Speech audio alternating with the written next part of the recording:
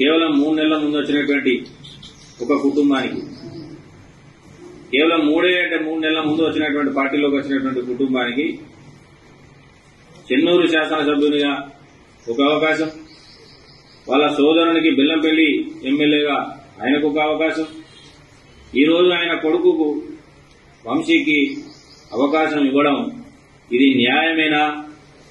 ఇది ఎక్కడి న్యాయం? ఇది ఎక్కడైనా ఉందా? ఒకే కుటుంబానికి ఇన్ని అవకాశాలు ఒకే కుటుంబానికి ఇస్తే ఈ పార్టీని నమ్ముకొని పార్టీలో ఏదో రోజు అవకాశం వస్తుందని సంవత్సరాల తరబడి, ఈ సంవత్సరం కాకపోతే ఇంకొక సంవత్సరం, ఈ 5 సంవత్సరాలు కాకపోతే మళ్ళీ 5 సంవత్సరాలు నాకు అవకాశం వస్తుందని ఎదురు చూసి నాలాంటి కార్యకర్తల పరిస్థితి ఏందని నేను పార్టీ పెద్దలను అడుగుతా ఉన్నా. ఇదే న్యాయం అండి? ఎక్కడైనా ఉందా ఇది? ఒక కుటుంబానికి 3 అవకాశాలా? ఇదేం పద్ధతి? పార్టీలో నాయకులు లేరా? పార్టీలో మిమ్మల్ని ప్రశ్నించే వాళ్లే లేరా? ఇది ఎక్కడి విధానం? కాకపోతే ఒక కుటుంబం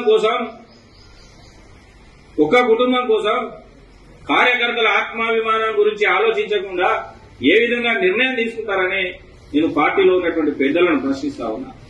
ఇవాళ శ్రీధర్ బాబు గారి ఆలోచనను కూడా మీరు పరిగణనలో తీసుకోకుండా ఏ విధంగా ఈ పెద్దపల్లి పార్లమెంట్ టికెట్ ఒక 30 సంవత్సరాల వ్యక్తికి,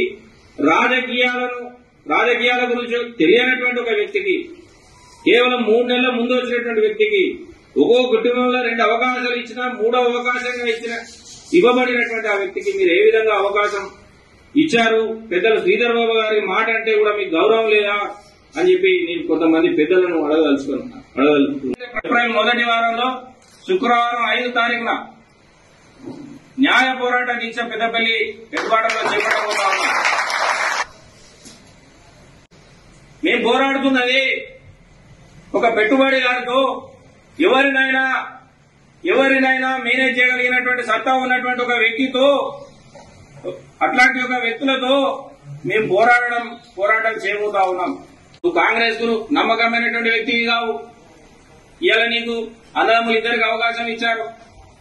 అలాగే మీ దూరపు బంధువు ఇలా శాసనసభ స్పీకర్ నా బంధువే,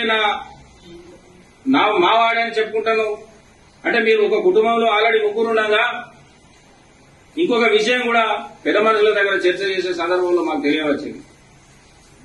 మీరు కనుక మాకు టికెట్ ఇవ్వకపోతే, పార్లమెంట్ టికెట్ నా కొడుకు ఇవ్వకపోతే మేము రిజైన్ చేస్తాం అని చెప్పి పార్టీని బ్లాక్మెయిల్ చేసిన విషయం కూడా మాకు తెలియవచ్చింది.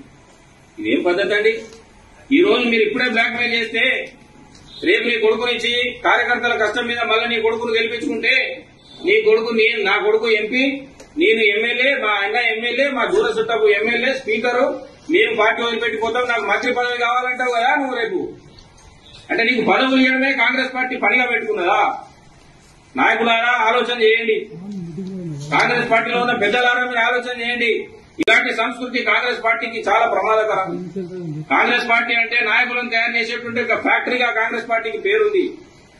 ఈ రోజు వలసవాదులు, పెట్టుబడిదారులు ఈ విధంగా పార్టీలోకి ఇష్టం వచ్చినట్లుగా ప్రవేశించి ఇదే పార్టీని నమ్ముకుని సంవత్సరాల తరబడిగా పనిచేస్తున్నటువంటి కార్యకర్తలనే పక్కకు నెట్టేసి ముందుకు పోతుంటే మీరు కేవలం చూస్తూ, మీరు ఏ విధమైన స్పందన లేకుండా వాళ్లకు ప్రియారిటీ ఇచ్చుకుంటూ కార్యకర్తలు అవమానపడుతూ ఉంటే కార్యకర్తలు పక్క